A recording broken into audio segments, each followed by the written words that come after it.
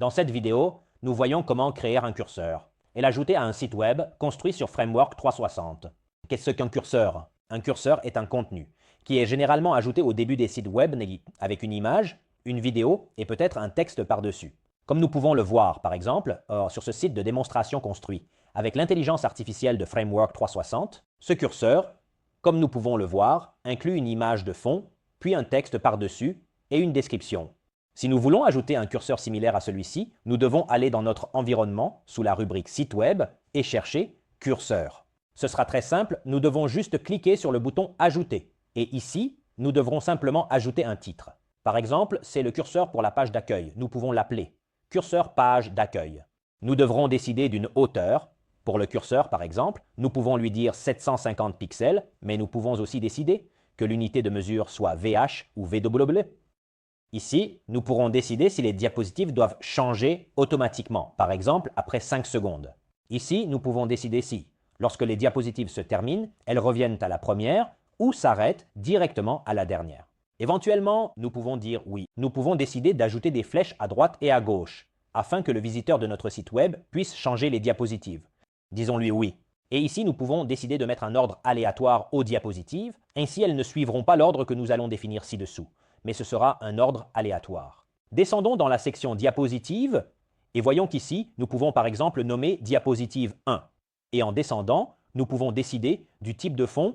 Par exemple, nous pouvons décider si la taille du fond, c'est-à-dire l'image que nous allons maintenant télécharger, est auto, cover. Cover est généralement la plus utilisée car elle couvre la largeur entière de l'écran sur n'importe quel type d'écran, justement. Contain, si nous voulons que l'image reste à l'intérieur de la section.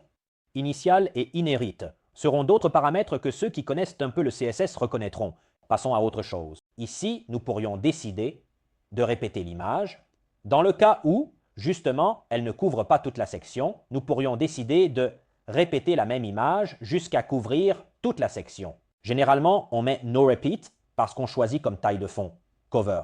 Ici, nous pourrions décider de la position de la diapositive. Généralement, on utilise Center, mais on peut aussi facilement modifier la position de la diapositive à l'intérieur de la section.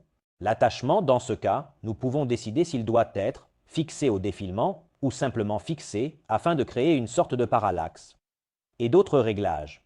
Généralement, l'attachement est laissé par défaut, image de bureau et image mobile. Ici, nous pourrons télécharger notre image pour tous les appareils de bureau.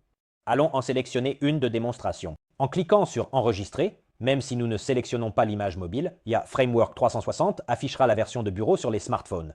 Évidemment, nous recommandons également de mettre une version mobile peut-être recadrée, en carré, pour ne pas alourdir trop le chargement sur 4G, 5G, etc. Si nous ne voulons pas mettre une image mais préférons mettre une vidéo, nous pouvons facilement sélectionner un lien de YouTube ou de Vimeo afin que Framework 360 puisse l'afficher, comme arrière-plan sur notre slider.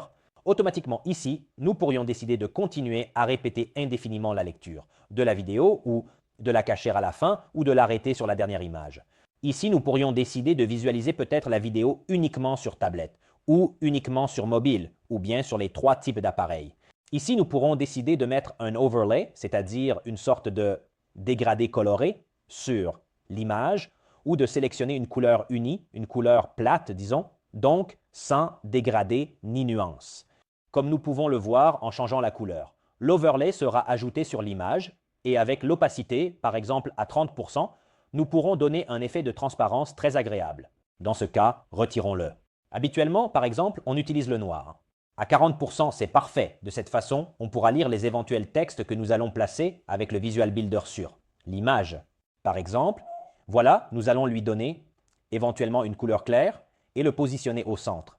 En cliquant sur Enregistrer, nous pouvons dire que notre slider sera prêt à être inséré dans la page d'accueil de notre site. Pour l'insérer dans la page d'accueil du site, nous n'avons qu'à aller dans les pages du site web. Et comme toujours, ajouter le contenu que nous avons créé à l'intérieur de nos pages web. Comme nous pouvons le voir, ce sera en effet très simple, car en cliquant sur le contenu, un constructeur visuel très pratique s'ouvrira dans lequel nous devrons simplement chercher le slider et l'ajouter dans la section que nous jugeons la plus appropriée pour contenir notre slider. Une fois le bloc inséré, nous devons simplement le sélectionner. Comme nous pouvons le voir, il nous sera proposé et le voici. Ceci sera notre slider que nous avons créé il y a peu. Si nous le souhaitons, par exemple, nous pouvons également créer une nouvelle ligne, déplacer la ligne au début, puis déplacer le slider dans la partie initiale. En modifiant les paramètres de la ligne qui contient le slider, nous pourrons donner une largeur complète et, dans l'onglet Design, éventuellement supprimer le padding en haut et en bas. Ainsi, en cliquant sur Enregistrer et en rechargeant la page, nous aurons notre slider en page d'accueil avec notre superposition noire à 40% d'opacité et le titre que nous avons inséré dans le module. À tout moment, bien sûr, nous pourrons le modifier en cliquant sur le site web Sliders et en ajoutant de nouveaux contenus. Par exemple, essayons d'insérer une vidéo de YouTube. Copions le lien de la vidéo et de manière très simple, collons-le ici.